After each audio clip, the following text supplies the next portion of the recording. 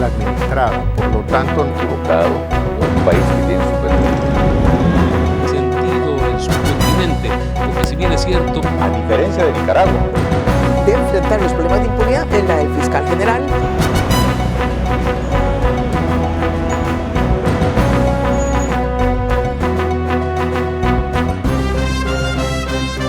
cordiales saludos a quienes nos ven a través de la señal de Gama Visión en el Ecuador, por Mega TV en la Florida y por OnePlus TV en el Ecuador y en el mundo. Tenemos como invitado al doctor Carlos Sánchez Berzaín. Él es el director del Instituto Interamericano por la Democracia. Vamos a pasar revista los temas de Latinoamérica y quiero empezar con las elecciones en Brasil. Doctor, ¿qué pasaría si llega nuevamente a la presidencia el señor Lula da Silva? Lo primero que hay que recordar, Fernando, muchas gracias, es que en el Brasil se está repitiendo el eje de confrontación del siglo XXI entre el socialismo del siglo XXI o castrochavismo versus la democracia. El candidato del castrochavismo es Lula, que ya gobernó el Brasil por 2 periodos y después dejó en la presidencia a su sucesora y que fue retirada, Dilma Rousseff, por el famoso escándalo del Lava Jato, crimen. Lula estuvo en la cárcel por esa situación y salió de la cárcel y está habilitado para ser candidato, no porque ha sido declarado inocente, sino que por cuestiones de forma los jueces lo han liberado. Entonces, en esa dinámica es el castrochavismo contra la democracia y si Lula da Silva gana la elección, se va a sumar al conjunto de gobiernos paradictatoriales como el de la Argentina de Fernández Kirchner y el de México de López Obrador, pero no va a destrozar la democracia brasilera porque ya en el gobierno anterior de Lula, Brasil demostró que en ese país la democracia es más fuerte que la conspiración. Entonces, sí, eso puede pasar, pero lo que puede pasar... carga ideológica no obnubiló al presidente de la República y fue más o menos respetuoso. No lo fue tanto con los demás países, porque él se sumó a decisiones y actitudes de miembros del socialismo del siglo XXI que en cambio sí lo estaban haciendo mal. No hay que disminuir a Lula. Lula es el tercer hombre del trípode del castrochavismo en las Américas. Fidel Castro, Hugo Chávez y Lula. Porque Lula es el que organiza el Partido de los Trabajadores, con el Partido de los Trabajadores, organiza el famoso Foro de Sao Paulo el año 1990, después de la caída del muro de Berlín, y es el soporte del castrismo en toda la década de 1990, hasta que llega Chávez, el 99, y pone el dinero, y los tres, Chávez como jefe, Castro como el dueño de la tecnología criminal y Lula, que llega muy pronto a la presidencia en el Brasil, organizan todo este desastre de lo que hoy día se llama socialismo del siglo XXI o castrochavismo. Lula es central en ese tema y lo que no ha podido hacer es constituyente en el Brasil, no ha podido destrozar la democracia del Brasil porque la institucionalidad del Brasil es mucho más fuerte que la penetración castrochavista y el ataque que han perpetrado, cosa que lamentablemente no pasó ni en Venezuela con Chávez y Maduro, ni en el Ecuador con Correa, ni en Bolivia con Evo Morales, ni en Nicaragua con Ortega. La penetración fue mucho más dura y establecieron dictaduras. Ahora, no lo han podido hacer en el Brasil, no lo han podido hacer en la Argentina, no están pudiendo en Chile, que acaba de rechazar el referéndum del 4 de septiembre, no pueden hacerlo en Colombia, donde Petro está frenado, y están fracasando en el Perú.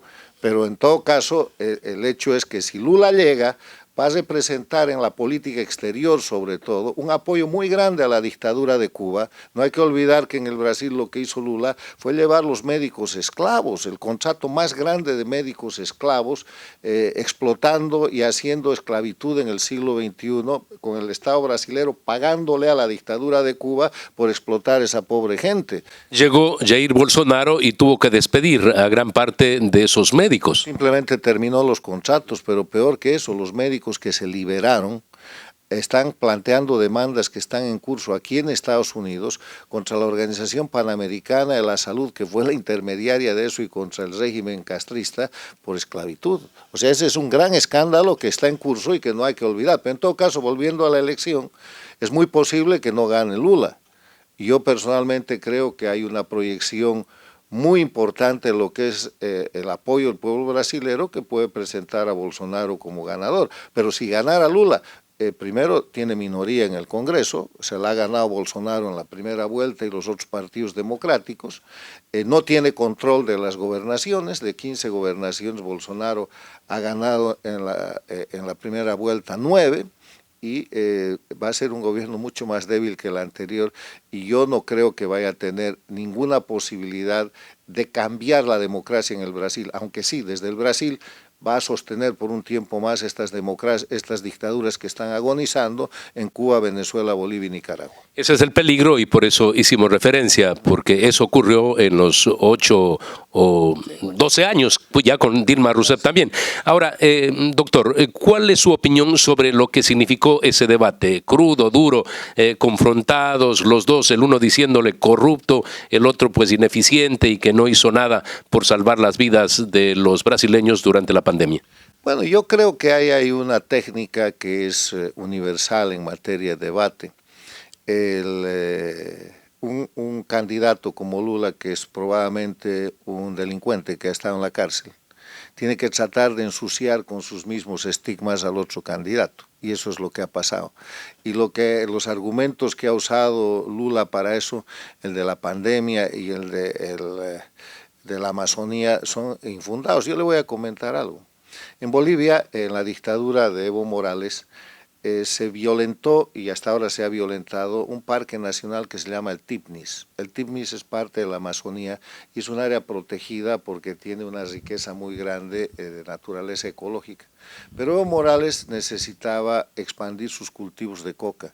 Entonces, con el financiamiento de Lula del Brasil, metió un camino por medio del Tipnis. Y Lula en persona fue a Bolivia para persuadir, entre comillas, a la gente a que se permita violentar el parque del Tipnis, que está violentado, y los cultivos de coca están creciendo, gracias a la plata que Lula le ha dado a Evo Morales para romper un parque nacional en la Amazonía boliviana. O sea, lo que él está diciendo respecto al Brasil es una gran mentira, porque él ha violentado en ajeno país la misma Amazonía que dice proteger en el Brasil, y se llama Tipnis, y el dictador es Evo Morales, y la plata es la plata del camino que con recursos brasileros han hecho para romper una reserva ecológica. Importantísimo no solo revelar, sino ratificar que esto sucedió, pero el discurso es diferente. Se lo acusa precisamente a Bolsonaro de querer terminar con la Amazonía, y entonces Bolsonaro lo que ha dicho es los recursos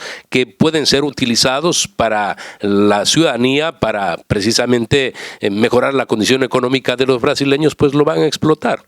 Bueno, ese es un tema que tiene que definir el Brasil, pero yo le estoy mostrando lo que ha hecho Lula respecto a la Amazonía, y usted me ha preguntado qué del debate. Esa es la técnica de un debate en el cual una persona marcadamente señalada por asuntos criminales tiene que tratar de ensuciar a su opositor con las mismas características, y esa es la técnica que ha utilizado Lula, es simplemente técnica de debate. Ahora, se ha visto que a las resultas de ese debate hay un crecimiento también de Bolsonaro, pero bueno, el pueblo brasileño va a definir. Allá funciona esto de la ficha limpia para ser candidato. Por eso no pudo hace 4 años, pero ahora sí, porque definitivamente, como usted expresó al inicio, por motivos procesales lo han perdonado. Pero él sigue, digamos, siendo alguien que cometió delitos de delincuencia, ¿no? Así lo han calificado. Los delitos no se quitan. Lo han acusado, lo han metido a la cárcel y por una técnica procesal lo han excluido. Es lo mismo que Evo Morales, comete delito toda la vida, ha cometido las masacres del año 2003 para derrocar al presidente en octubre del 2003, y ha llegado su socio Mesa y le ha dado 2 amnistías, no una. Entonces el hecho de que te perdonen o el hecho de que te liberen de algunos cargos no quiere decir que el delito ha desaparecido. Vamos a hacer un corte comercial. Estamos en Fernando Aguayo, América. Estamos dialogando con el doctor Carlos Sánchez Berzaín en la ciudad de Miami. Inicio de espacio publicitario.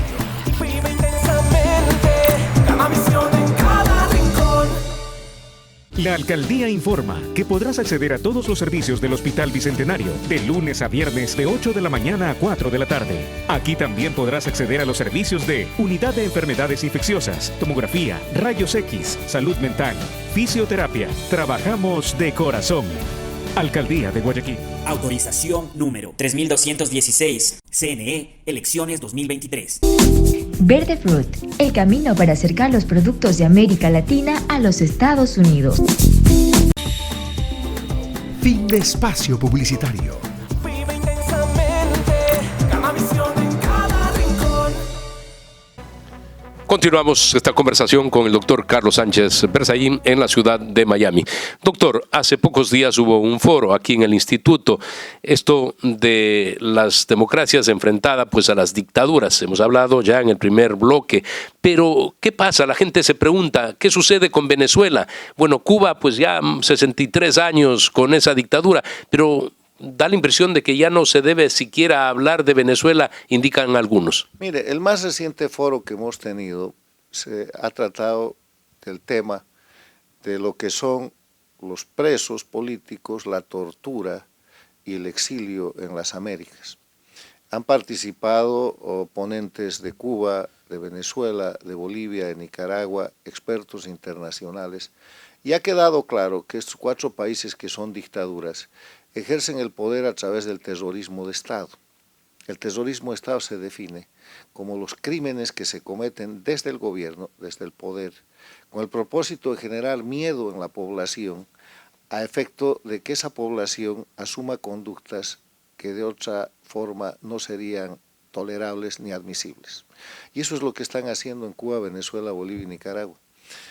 Para ir de lo más antiguo a lo más nuevo, en Cuba hay casi 2.000 presos políticos. Hay jóvenes que por salir a pedir luz o a pedir libertad o a pedir comida, los condenan a 10 años de cárcel. Lo mismo que se está haciendo en Nicaragua. En Venezuela han establecido el sistema castrochavista también de la puerta giratoria. Toman 20 presos, liberan 10, liberan 5 presos, toman 10 más. Le están haciendo eso incluso a los ciudadanos americanos, que los toman como rehenes y los acusan de delitos y los hacen presos políticos para después canjearlos por criminales del grupo El Cartel de los Soles, venezolanos, como hemos visto pasar. El caso de los sobrinos de Maduro y de la esposa. En Bolivia hay más de 180 presos políticos bajo la misma dinámica. Y en todos estos países los pueblos están en rebeldía, están en resistencia civil. Entonces, esos pueblos que están en resistencia civil para terminar con las dictaduras y para recuperar su libertad necesitan apoyo internacional.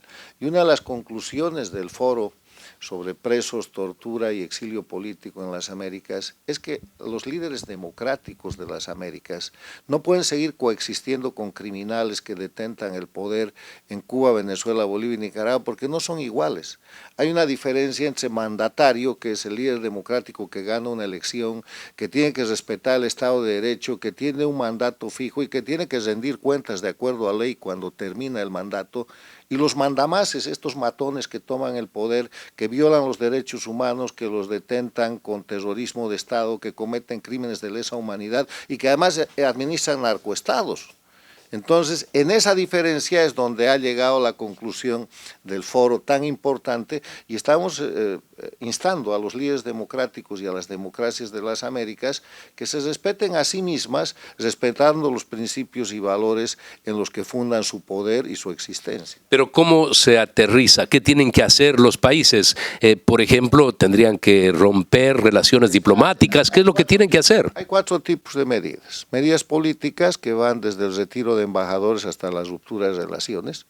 Todos menos El Salvador y el Paraguay mantienen relaciones intactas, por ejemplo, con Nicaragua. Tienen sus embajadores ahí. Medidas individuales como las que ha estado poniendo Estados Unidos, la Unión Europea y Canadá respecto a los personajes, a Ortega, a Díaz-Canel, a sus jueces, a sus matones, a sus generales. Hay medidas económicas donde lamentablemente no se aplica y el mejor ejemplo para eso es las sanciones que está imponiendo el mundo democrático a Rusia por la invasión de Ucrania, que van desde el congelamiento de fondos de sus bancos centrales hasta la supresión del SWIFT para que no puedan comerciar. Usted le hace eso a Nicaragua y la dictadura cae en 2 semanas. Y finalmente, las sanciones de tipo jurídico, que son la aplicación de la Carta Democrática, del TIAR, de la Convención contra la Delincuencia Organizada Transnacional o Convención de Palermo y los crímenes de lesa humanidad y el Estatuto de Roma. ¿Qué va a pasar? Por ejemplo, si gana Lula, nuevamente vamos con el tema, él va a impulsar la CELAC, va a impulsar la UNASUR. ¿Qué puede suceder a futuro? Todos esos son procesos fracasados. Hay una gran conspiración contra la OEA, pero la 52ª Asamblea General que acaba de terminar en Lima ha demostrado que simplemente la conspiración del castrochavismo en las Américas contra las instituciones democráticas es puro ruido y pocas nueces, no avanzan. Agradecemos al doctor Carlos Sánchez Berzaín por habernos recibido aquí en la sede del Instituto Interamericano por la Democracia. Tenemos que hacer una pausa comercial, retornamos. Inicio de espacio publicitario.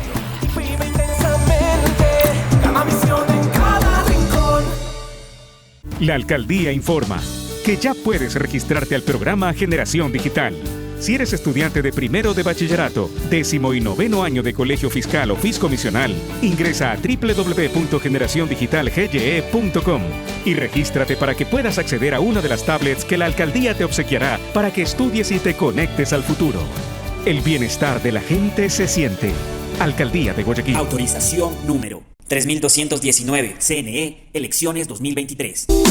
Verde Fruit, el camino para acercar los productos de América Latina a los Estados Unidos. La alcaldía informa que podrás acceder a todos los servicios del Hospital Bicentenario de lunes a viernes de 8 de la mañana a 4 de la tarde. Aquí también podrás acceder a los servicios de Unidad de Enfermedades Infecciosas, Tomografía, Rayos X, Salud Mental, Fisioterapia. Trabajamos de corazón. Alcaldía de Guayaquil. Autorización número 3216, CNE, elecciones 2023. Fin de espacio publicitario. Vive intensamente, Gamavisión en cada rincón. Les presentamos un invitado más en el espacio Fernando Aguayo, América. Está con nosotros el doctor Patricio Dávila. Él es abogado, él fue gerente del Banco Central del Ecuador, también fue oficial de policía. En estos momentos, en los Estados Unidos, hay movimientos que quisieran romper con lo que dice la Constitución, esto es, permitir el porte de armas por los acontecimientos, estos hechos violentos de jóvenes que disparan en escuelas. Pero es difícil echar abajo aquello porque constitucionalmente ha llevado a que en la cultura esté presente esto de portar armas. ¿Cómo ve usted esa situación en los Estados Unidos? Recordemos que en los Estados Unidos han tenido una sola constitución, con ciertas enmiendas, por supuesto, porque una constitución no puede ser tampoco eterna sin que se enmienden ciertas cuestiones que son de importancia. El porte de armas en los Estados Unidos ha sido una tradición, ha sido una costumbre, y es un derecho constituido, de tal modo que es difícil en efecto, si no hay una reforma integral y un cambio de criterio absoluto, el tirar abajo la posibilidad de que la gente en general pueda portar armas. La famosa segunda enmienda es la que posibilita el que porten armas los norteamericanos. Aparte de eso, es cuestión de cultura. La cultura en los Estados Unidos ha permitido que durante siglos, durante todo el tiempo, desde que existen, la gente haya podido portar armas con criterio formado, de tal modo que no se convierta en un peligro, como a ratos puede pensarse. Y hechos aislados, que en efecto son malos, pero son aislados en los Estados Unidos, no significa necesariamente que el porte de armas en el caso de ellos constituya un peligro para la población en general. Claro, estamos hablando de estos acontecimientos en donde jóvenes, adolescentes adquieren un arma y van y disparan en colegios. Pero usted ha dicho, si bien es cierto, es doloroso, son aislados. Hay 330 millones de norteamericanos en la actualidad. Así es. De manera que al ser hechos aislados, va a surgir una tendencia en contra del porte de armas, pero si se lleva ese porte de armas con los debidos registros y, como digo, dada la cultura existente en ese país, eventualmente podría no progresar la tendencia a la eliminación del derecho. En el Ecuador, en estos momentos, por la delincuencia que estamos padeciendo, ¿se debe posibilitar precisamente el porte de armas a los ciudadanos? Ahí la pregunta es, ¿estamos preparados para eso? ¿Estamos preparados realmente para portar armas a sabiendas de que cuando un delincuente violento se acerca a donde usted y lo asalta, usted va a estar en capacidad realmente de reaccionar de forma inmediata y adelantarse al delincuente para defenderse? Muy probablemente no. De modo que el porte de armas, no estoy opuesto a la tenencia, ojo, la tenencia en su casa para defender su familia, para defender su propiedad, debe ser aprobada. Pero el porte, para que usted la lleve en la calle como si fuera vaquero del oeste, con eso no puedo estar de acuerdo, porque al momento en el que se produce el hecho, muy probablemente usted no va a estar preparado para defenderse a tiempo antes de que le hayan matado. Este debate que se ha presentado en el Ecuador y que muchos impulsan, el que puedan portar armas las personas, porque creen que prácticamente no ha podido el Estado con estos delincuentes organizados y delincuentes comunes. ¿Usted considera que el debate debe prosperar o sobre este tema no se puede permitir el porte de armas? No hay nada mejor que el debate para tratar de llegar a una conclusión. Sobre la base del debate, de la conversación, de exponer ideas, es que se pueden obtener o llegar a soluciones adecuadas para este tipo de cosas, de este tipo de eventos. La violencia ha ido increciendo. Yo suelo contar como anécdota que cuando yo era oficial de policía, me encontraba con un delincuente en la calle y le decía, sígueme, y el delincuente me seguía, a sabiendas de que lo estaba llevando preso. No tenía que cogerlo, no tenía que agarrarlo, no tenía que amaniatarlo, ni mucho menos. Él me seguía. Esa violencia que ha ido increciendo va en función, obviamente, de los hechos que mundialmente se han ido produciendo. Usted sabe que el tráfico de drogas es un mal mundial. El tráfico de drogas está constituido en uno de los mejores negocios del mundo, precisamente por ser ilegal. Entonces, al ser ilegal, ellos van a incentivar que estas cosas sucedan. Y es lo que estamos viendo en estos momentos, no solamente en el Ecuador, sino en varios países de Latinoamérica y en el mundo. En el mundo. ¿Qué es lo que yo leía, por ejemplo, en la prensa el otro día? Que hay albanos, mafia albanesa, que está constituida en el Ecuador formando sicarios. Chicos de 15, 16 años que están en plena formación para convertirse en asesinos. Obviamente, para el efecto, ¿qué están haciendo? Los están preparando. Ahí viene la pregunta nuevamente, ¿estamos nosotros preparados como ciudadanos normales, ciudadanos honrados, ciudadanos que vivimos de nuestro trabajo, para defendernos de estos nuevos asesinos que si están formados para eso, no estamos preparados? La tenencia de armas en el hogar, previo, por supuesto, supervisión de las autoridades, estaría bien. La tenencia de armas debidamente autorizada en su casa, en su hogar, donde usted vive o donde usted trabaja, le permite a usted de cualquier forma tratar de defenderse, porque si escucha un ruido, usted va a tener el tiempo para tomar el arma y estar preparado para repeler un posible ataque, para defender a su esposa, a sus hijos, a su familia. Para eso podría adecuarse el hecho de que se autorice la tenencia, no el porte en las calles, no el porte cuando usted va a un lugar público. Usted ha visto que ahora inclusive hay centros comerciales en donde le revisan para ver que no entre armado, y está bien que lo hagan.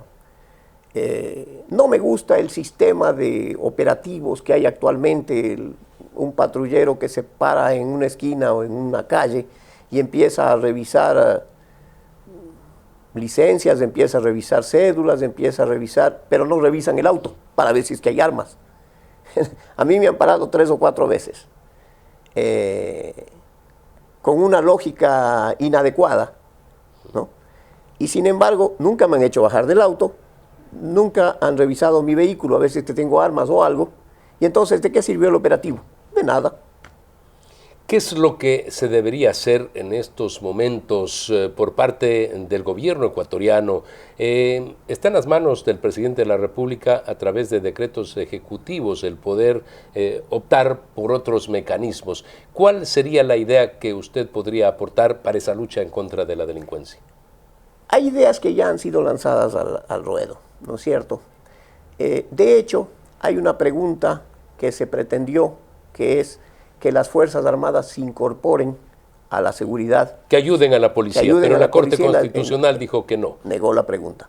Perfecto, pero hay alternativas. Por ejemplo, hay muchos oficiales de policía, muchos policías dedicados al cuidado de funcionarios públicos de alto nivel. ¿Por qué esa tarea no la realiza el Ejército, la Marina o la Aviación, dependiendo de la decisión del gobierno o del Ministerio de Defensa, para que sean edecanes o vigilen las casas, etcétera? ¿Qué es más disuasivo para un delincuente o para alguien que quiere atacar a un funcionario? Un policía en una garita o un militar vestido de camuflaje, bien preparado para repeler un ataque al funcionario. Es más disuasivo el militar. De manera que ese personal de policía bien podría salir a las calles a cumplir con su misión. ¿Qué otra alternativa? La cooperación es fundamental. Al tratarse de un delito transnacional que promueve todo esto, que es el narcotráfico, hay que buscar ayuda. Tenemos otras entidades de fuerza pública, como son las comisiones de tránsito o agencias municipales de tránsito, que tienen una relativa preparación.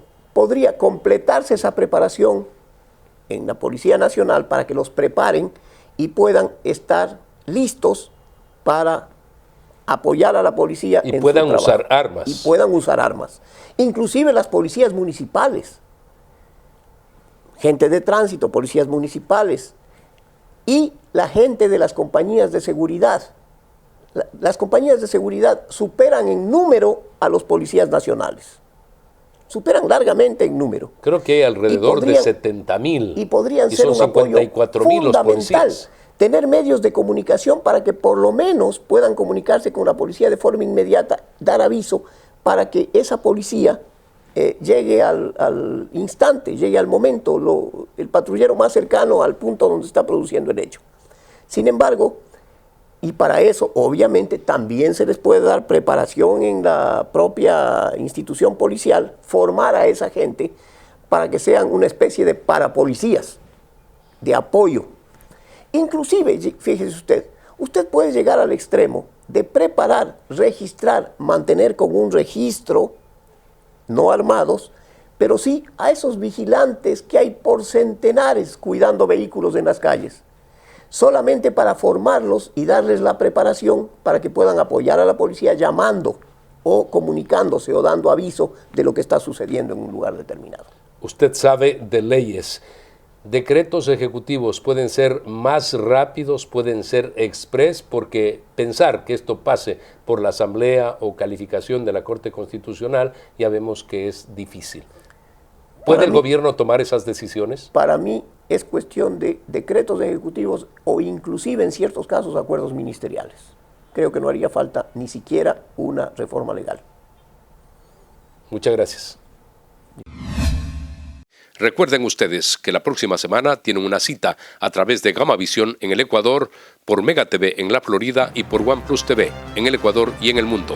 En el espacio, Fernando Aguayo, América.